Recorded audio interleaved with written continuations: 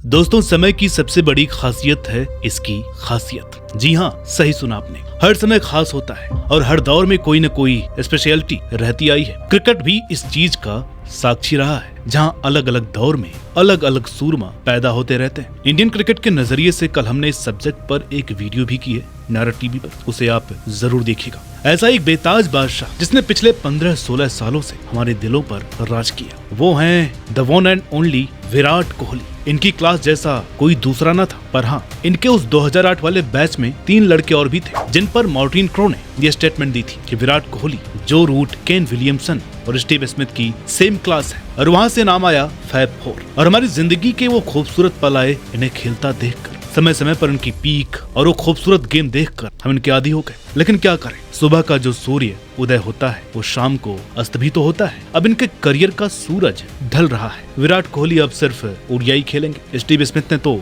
ODI छोड़ दिया, जो रूट को टी20 खिलाया नहीं जाता, और केन विलियमसन तो खेलते ही हैं गिने चुने मैच। अब ऐसे में नई पीढ़ी के भी कुछ नगीने निकल करके आ रहे हैं जो नई पीढ़ी के सुपरस्टार होने वाले हैं। हमने इस बात पर बहुत शोध किया, रिसर्च की, और आज पेश हुए हैं बिल्कुल ऑनेस्ट और निष्पक्ष वीडियो के साथ उन यंगस्टर्स के परफॉर्मेंस के बेस पर, जो कि आने वाले दौर के फैब फोर साबित हो सकते हैं। देखिए, इस वीडियो से हमारे बहुत सारे दर्शक सहमत भी हो सकते हैं, असहमत भी हो सकते हैं, तो वीडियो को पूरा देखिएगा और लास्ट में अपने ओपिनियन जरूर दीजिएगा। दोस्तों, फैब फोर की बात कर रहे हो और उसमें कोई ऑस्ट्रेलिया का प्लेयर ना हो, ऐसा हो सकता है भला? हर दौर में एक से बढ़कर एक खिलाड़ी दिए हैं ऑस्ट्रेलिया ने। और अगर इस दौर की बात करें तो ये पाएंगे कि कैमरन ग्रीन के रूप में इन्होंने एक शानदार ऑलराउंडर प्रोड्यूस किया है जो शेन वॉटसन की याद दिलाते हैं। कुछ हद तक बेशक दिखने में शांत है, लेकिन भाई की गेम बिल्कुल ज्वालामुखी की तरह है। जितनी विशाल काय देह उतना ही विशाल टैलेंट। एक ब्रिलियंट फील्डर तो ये है ही, बैटिंग में डिफेंस भी तगड़ा है, लेकिन जब ये अटैकिंग मोड में आ जाए तो कहाँ इनके सामने कोई बॉलर चल पाता है। भाई चलती फिरती तबाही है कैमरन ग्रीन, हमसे बेहतर कौन जाने। हमने तो बॉर्डर गावस्कर ट्रॉफी में इन्हें बुमराह को छक्के लगाते हुए देखा है। टेस्ट मैच में बुमराह सिराज को करारे छक्के हों, या फिर 2022 की टी20 सीरीज में हमारे क्वालिटी बॉलर्स को कूटना। भाई कैमरन ग्रीन तो एकदम एवरग्रीन है।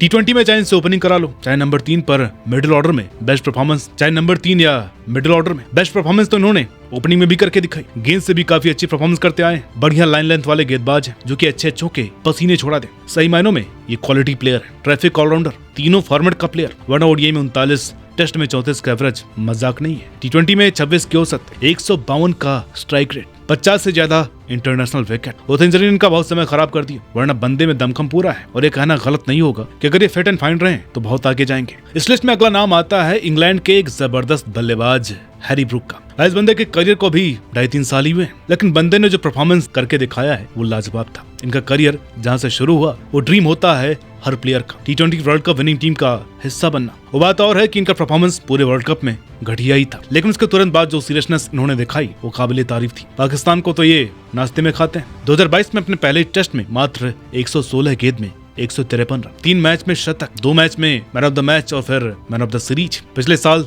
317 रन सिर्फ 322 गेंद में। बंदे ने 4 टेस्ट में 4 शतक बना दिए थे, 131 के करीब एवरेज से। हाँ, यहाँ पर एक बात डिबेटेबल जरूर आती है कि अगर आप फट्टा विकेट पर बैक टू बैक शतक या 13 शतक लगाओगे तो स्ट्राइक रेट भी और एवरेज भी बढ़ेगा। पर एक सच ये भी है कि उन्होंने शतक इंग्लैंड में भी बनाया है और न्यूजीलैंड में भी, और सेंचुरी हमारे खिलाफ भी लगाई है, ऑस्ट्रेलिया को भी कूटा है। उस हिसाब से देखें तो जितने भी मौके मिले हैरी ब्रूक ने परफॉर्मेंस करके दिखाया सब पर, और जब भी सेंचुरी बनाई तो एक तेज तर्रार स्ट्राइक रेट से ही बनाई। अब इनका टैलेंट ही ऐसा है कि स्ट्राइक रेट को देख करके लगेगा कि या तो टी20 चल रहा है या विकेट फ्लैट है। लेकिन ये इनकी काबिलियत है जिसने न सिर्फ इंग्लैंड के मिडिल ऑर्डर को और पुख्ता किया, बल्कि जो बैटिंग ऑर्डर कभी कोलैप्स प्रोन था उसे बहुत हद तक सुधार दिया। जो रूट जैसे दिग्गज का अधिकतर वर्कलोड हैरी ने अपने कंधों पर उठा लिया। ये कहना चाहे थोड़ी जल्दबाजी हो, लेकिन सच तो है कि अगर ये टर्निंग ट्रैक और दक्षिण अफ्रीका की चैलेंजिंग पिचेस पर भी खुद को साबित करें तो जो रूट के सही उत्तराधिकारी कहलाएंगे, और उनके जाने के बाद यही उनके लेगेसी के सच्चे उत्तराधिकारी होंगे। गेंद से जो रूट ने किया वो इनके लिए संभव नहीं है। इनका ये एक्स्ट्राऑर्डिनरी टैलेंट ही है और रेड बॉल क्रिकेट में तेजी से रन बनाने की कला, जिसके कारण इन्हें इतना हाईली रेट किया जाता है। 28 टेस्ट 2863 रन,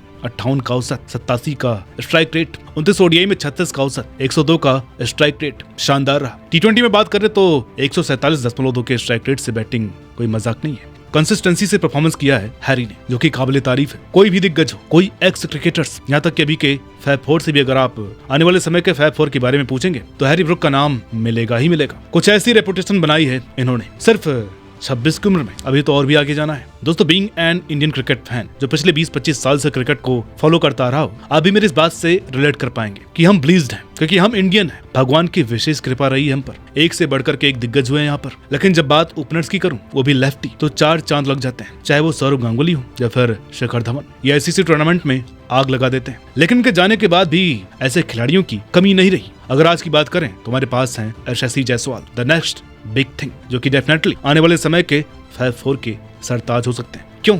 चलिए हम बताते हैं। ये बंदा ऑल फॉर्मेट प्लेयर है, जिसने केवल 21 टेस्ट मैच में 2000 रन पूरे कर लिए। वेस्ट इंडीज, ऑस्ट्रेलिया और इंग्लैंड में जब ये पहली बार टेस्ट मैच खेले तो पहली पारी में बड़ा शतक लगाया, चाहे वो डेब्यू में कैरिबियाई धरती पर बनाए 171 हो, ऑस्ट्रेलिया में 161, इंग्लैंड में हाल ही में 101 और घर में तो ये बंदा शेर है ही। पिछले साल हमने जायसवाल के नजारे देखे, लगातार 2 टेस्ट, 2 दोहरे शतक घर में। टेस्ट क्रिकेट में एवरेज 51 के करीब है, स्ट्राइक रेट 66.5। बात करो टी20 में तो 36 का औसत, वो भी 164 के स्ट्राइक रेट से। कोई मजाक नहीं है, बंदा जहाँ भी गया, जब भी खेला, एकदम से छा गया। एक और स्टैट्स बताऊं, इंग्लैंड के खिलाफ 7 टेस्ट खेलने के बाद इनका हाईएस्ट बैटिंग एवरेज था क्रिकेट इतिहास में 89.90 का। इसके बाद सर डॉन ब्रैडमैन का नंबर आता है 89.78। ये ऑरा है जायसवाल का, जिन्हें हर कोई आने वाले समय में भारत का सबसे बड़ा सुपरस्टार बता रहा है। बंदा अंडर 19 लेवल से ही चमकता आ रहा है, बेहद ही मेहनती, जो रिकॉर्ड्स का पीछा नहीं करता बल्कि रिकॉर्ड्स जिसका पीछा करते हैं, उस तरह का खिलाड़ी। आज भी अगर टी20 और टेस्ट की टीम बने तो प्लेइंग 11 में सबसे पहले जायसवाल का नाम ही लिखा जाएगा। हाँ, ओडीआई क्रिकेट में खुद को साबित करना अभी बाकी है, अभी चांस भी इन्हें मिलते नहीं, पर जब मिलेंगे तो भाई वहाँ पर भी कमाल ही करेंगे। कुल मिलाकर कहें तो जायसवाल में एक लेजेंड क्रिकेटर और रन मशीन बनने के वो सारे गुण हैं, और ये आने वाले समय में दिग्गजों में गिने जाएंगे। रोकने वाली भी गेम है, मारने वाली भी। उम्र भी अभी 23 ही है, आने वाले 15 साल में न जाने किस मुकाम पर होंगे। अभी तो कितने मैचों में सीनियर्स के फेल होने पर इन्होंने ही इज्जत बचाई।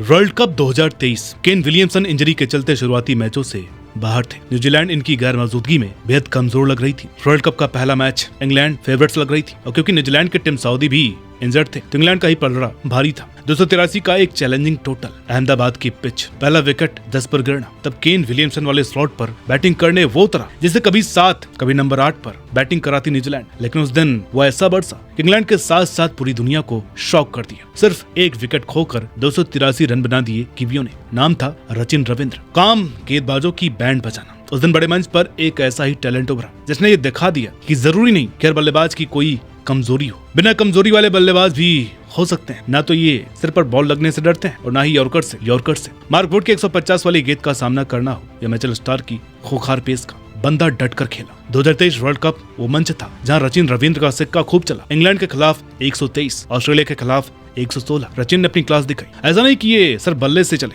गेंद से भी इन्होंने समय समय पर महत्वपूर्ण विकेट लिए। यही नहीं, आईसीसी टूर्नामेंट जहां अधिकतर प्लेयर फोर्स हो जाते हैं, ये वहां पर कोहराम मचाते हैं। जरा इनके स्टैट्स देखिए। आईसीसी ओडीआई इवेंट्स में सिर्फ 13 पारियों में 5 शतक जड़ दिए, 804 रन, 67 का औसत। बंदे के ओडीआई करियर के पहले 5 शतक आईसीसी टूर्नामेंट में आए। रोहित शर्मा को 7 वर्ल्ड कप शतक लगाने में 28 मैच लगे, डेविड वार्नर को 6 लगाने में 29। लेकिन आज तक सिर्फ 2 खिलाड़ी आए जिन्होंने 10 मैचों में ही 3 शतक लगाए ओडीआई वर्ल्ड कप में। एक तो रचिन रविंद्र, और दूसरा सवाल आपके लिए है, कमेंट में जरूर बताइएगा। जो भी सबसे पहले इसका सही जवाब देगा उसका कमेंट पिन किया जाएगा। तो कुल मिलाकर कहें तो इस क्लास के सबसे तगड़े प्लेयर हैं रचिन रविंद्र, जिसने ओडीआई क्रिकेट को अपना गढ़ बना लिया, यहाँ ताबड़तोड़ परफॉर्मेंस करके दिखाया। टेस्ट क्रिकेट को अपना फेवरेट बना लिया, जहाँ इन्होंने एक से बढ़कर एक पारी खेली। एक तो हम ही याद कराते हैं भारत के खिलाफ कानपुर टेस्ट, जब 21 वर्षीय रचिन रविंद्र की जिद ने न्यूजीलैंड की हार को ही मार दिया। 8 नंबर पर खेलते हुए टेल के साथ 91 गेंदों तक उस मुश्किल पिच पर डट कर 18 रन बनाए और 9 विकेट के बावजूद मैच बचाया। और पिछले साल एम चिन्नास्वामी में ताबड़तोड़ शतक। महज 25 की उम्र में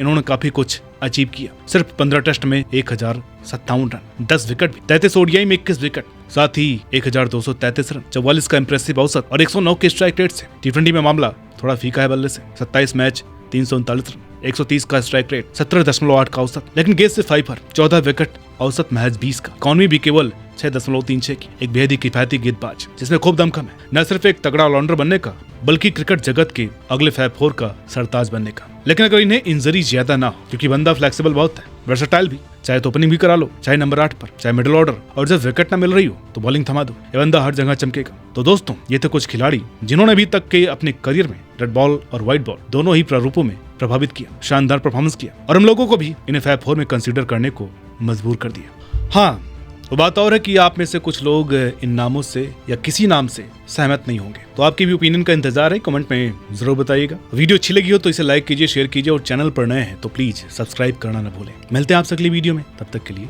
नमस्कार।